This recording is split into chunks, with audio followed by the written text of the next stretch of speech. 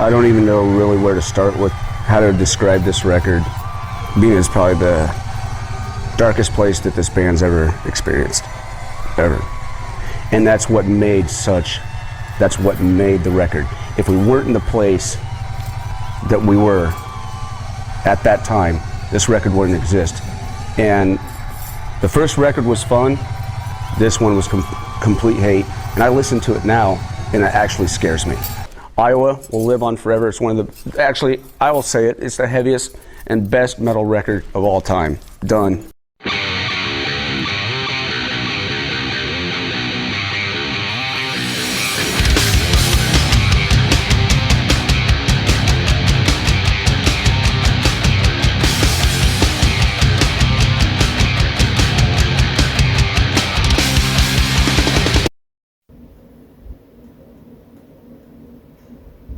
I'm back.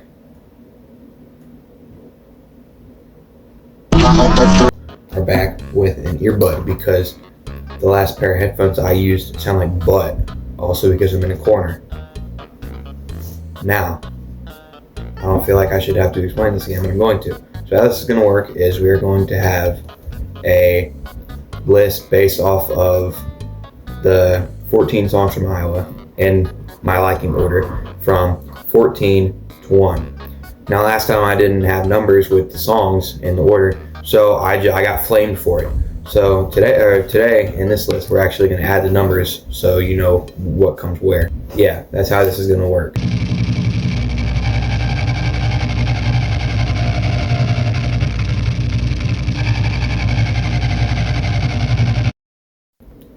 This one's at the bottom for the same reason the opening track on the last one was. Mainly because it's just noise, but I will say that this is a better opener than the last album's opener. But it still gets 14th place because it's just noise.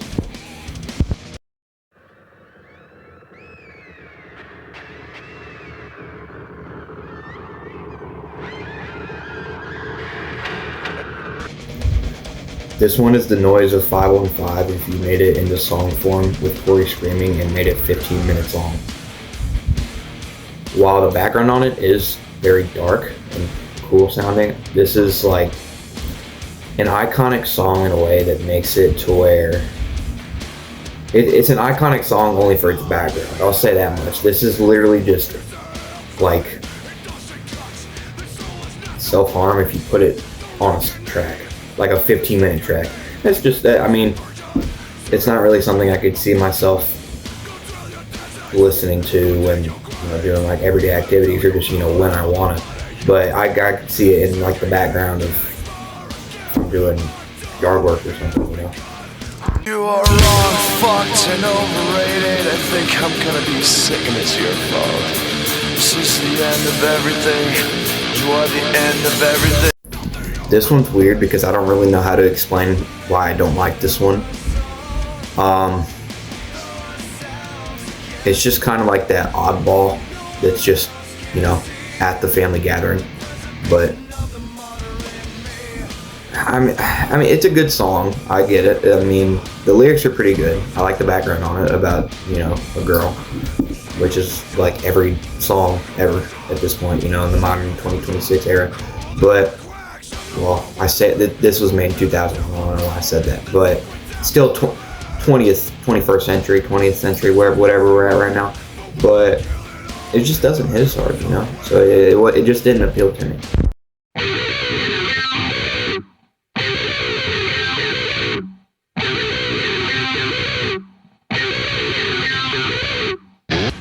A lot of people like this one for some reason, but I like the interlude part, like halfway through where it slows down and Corey's doing the clean vocals, talking about like, feel like I'm raised, that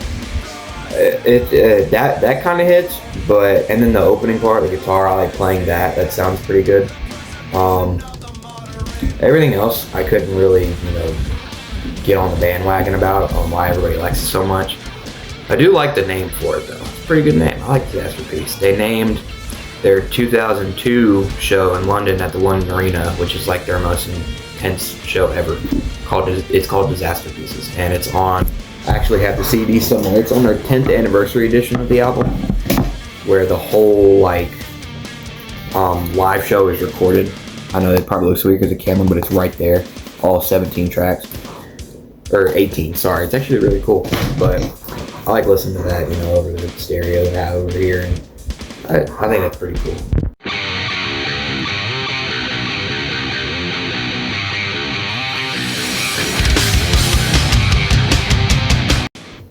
I'm not sure why this one's the most popular one in the album. While the clean vocals for the chorus are pretty good and the guitar is pretty good, it doesn't hit as hard as some of like the ones that come like later in the album, I think personally. But well, I mean, even some of the ones before are still a little bit better than this, and you'll see that later in the list. But excuse me, it's not really. I mean, I can kind of get on the bandwagon with it, but it just doesn't hit as hard.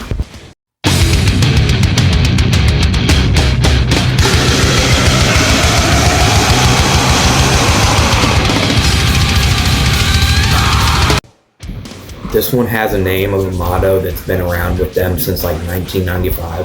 So I really like that addition. If you watch some of like the band's earlier sound checks from like 1999 or 2000, you can see an early demo of this. Not the entire song, but like the intro being played. And I think that's really cool. I like to watch that and how different it is then from how it is on the actual album. The drums, I love playing the drums, the breakdown, that's awesome. The rest of the song, I couldn't really care that much for, but the live performance is pretty good. And the fact that 515 is played right before it, just like, the opening track for the last album is played before Sick, I think that's pretty cool.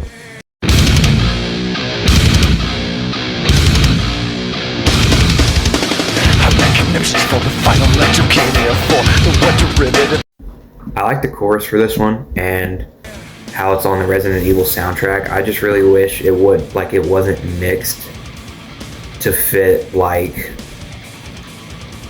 the TV, like the movie standards, because that wasn't really what the band was aiming for. They didn't want like radio or anything. The only time that they had ever wanted to have their song in a movie before this was like the Snap demo on Jason vs. Freddy Krueger, and when they showed up to the live performance for that.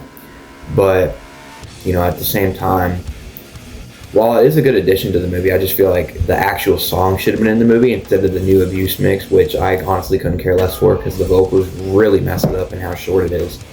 But at the end of the day, the song itself on the album is really good. So.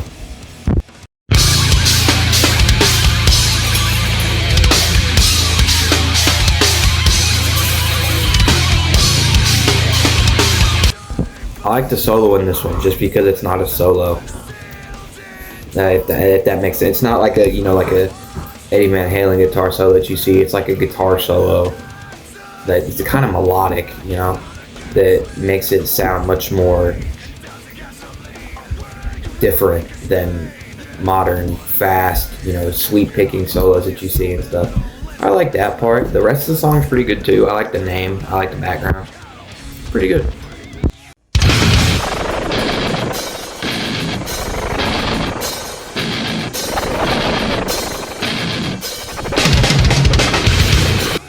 This one was like the only other song played on live performances off of the album, except for like, the 5 most popular ones plus the drum solo that's supposed to be on there. But I feel like this one should get played a lot more in like modern times just because of how good the song is. I like the scratch on this song along with the guitar. The vocals are also pretty good. This is one of the only songs in the album where the backup vocals are actually Chris and Clown instead of Corey just layering. But so I think this is pretty good.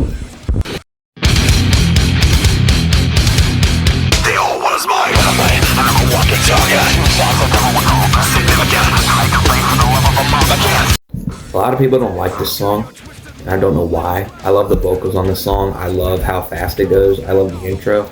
I love a lot about it. I feel like it deserves to be in the top 5 and is actually a song that deserves to be in like a fight scene or something. A lot of people don't like it, but I don't know. I think it deserves to be in the top 5. People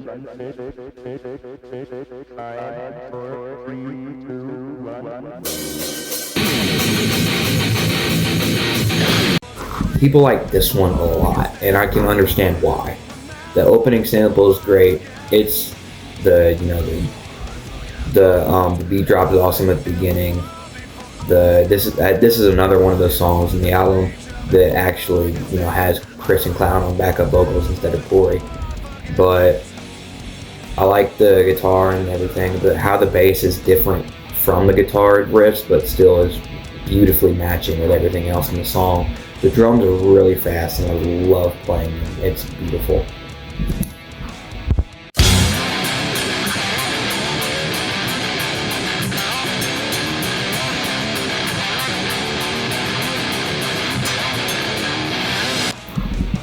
This one is like just pure chaos.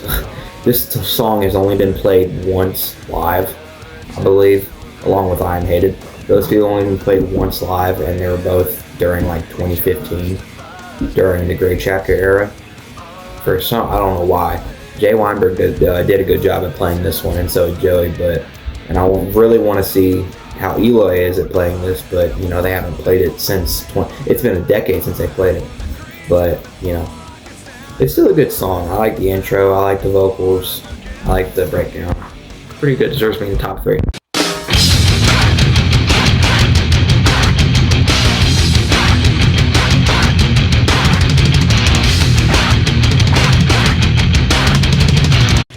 This one has a weird name.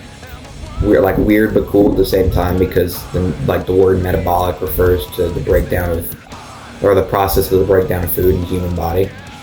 Now I know it's probably got something to do with some kind of music in some way. Well, obviously, but I mean its meaning, how the breakdown in music or something. I don't even know. I haven't looked back on it, but I like the song either way. I like the opening part, and I like the vocals in this, and how it ends is really smooth. Oh, that didn't happen, but it's still pretty good.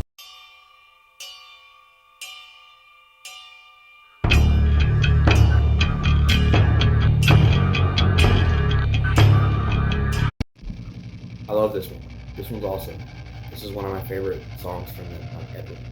Not as good as Scissors, but this is a good song. This song's been around since 1995 in the Beat era, and it was also on Crows as another demo, or the silver disc, whatever you want to call it. And the drums on this are really good, the vocals are really good, the deep, growl Corey does, and then straight into the really high pitch volume 3 scream. I like that a lot. The guitar is also really good. I really want to start learning this on guitar because of how melodic and everything it is. But yeah, so I really like this song. And I think it deserves to be in the #1 spot. I know a lot of people would disagree, but at the same time, it's my opinion. So I really like this one. Tell me what you think.